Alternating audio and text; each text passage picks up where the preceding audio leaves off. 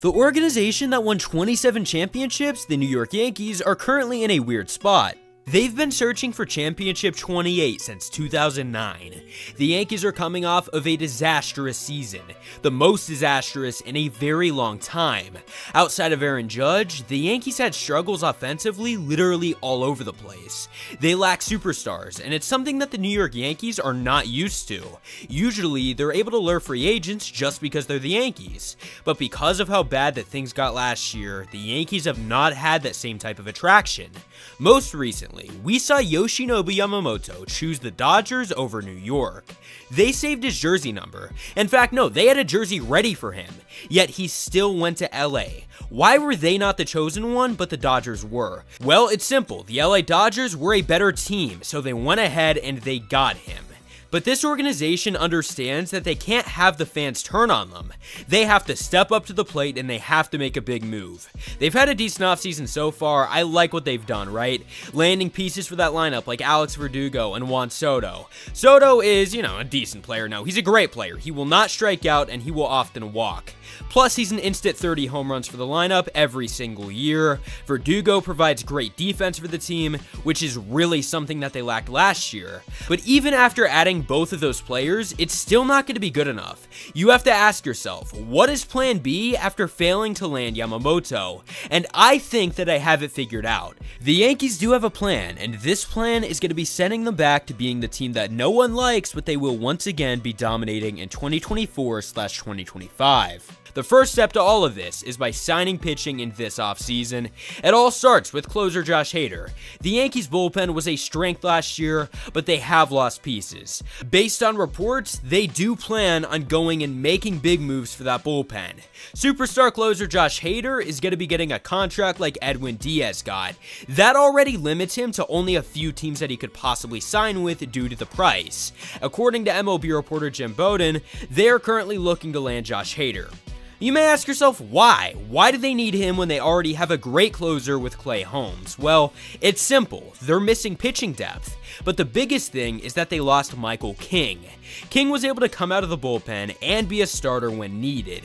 They lost him in the Juan Soto trade, so he's going to be very much missed in 2024. They're looking to go ahead and make the bullpen a strength once again.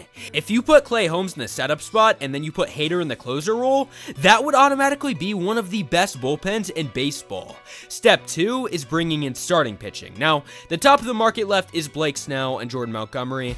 I'm not a huge Snell guy to the Yankees. I just haven't seen enough reports linking the two. Montgomery, it's possible. It is definitely possible and it could happen.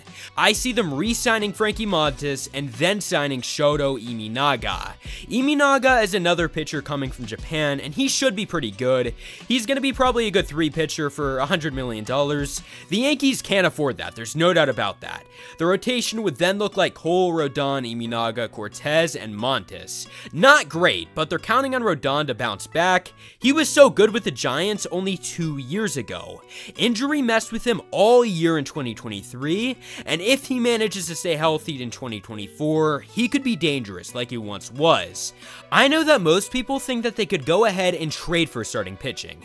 Now, while I could understand this happening with a guy like Shane Bieber, I also do believe that this would take a lot, right? They don't have the best farm system. I'm not saying it's bad, but it definitely isn't great.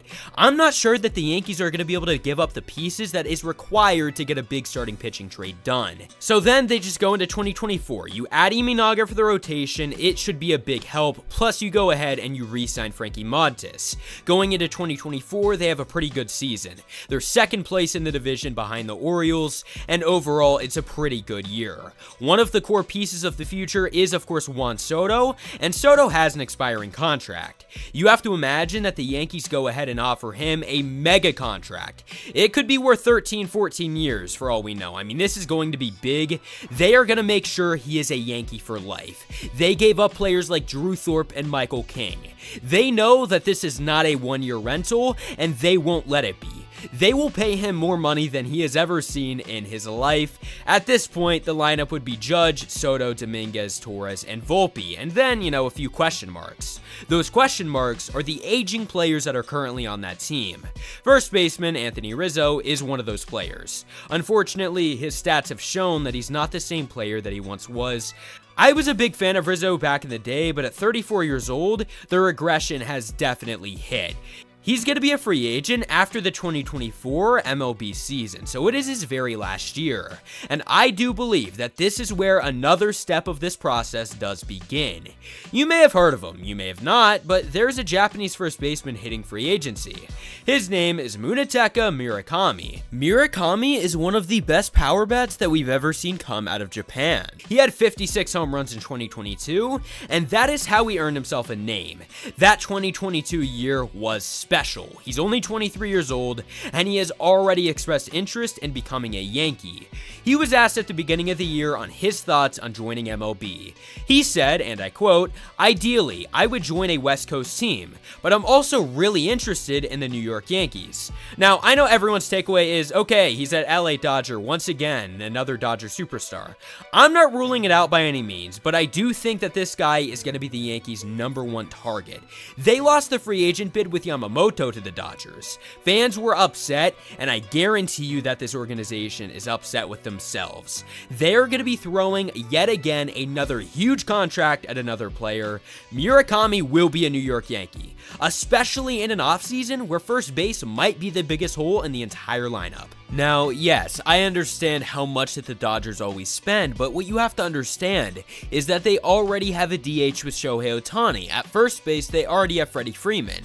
Yes, Munetaka can play third, whereas first base obviously good at, DH good at. The Dodgers already have both of those filled, whereas the Yankees will obviously take him and he can fill in a role. Plus, by this point, a lot of the young guys would have been developed, and this lineup is going to be an absolute problem in a good way.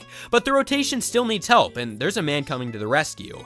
His name is Roki Sasaki. Again, I know that the Dodgers are going to be all over him too, but I think if Brian Cashman has some sort of a plan after failing to get Yamamoto, Roki Sasaki is definitely the plan B. Sasaki is going to be a really cheap player, and this is because he's considered an amateur free agent.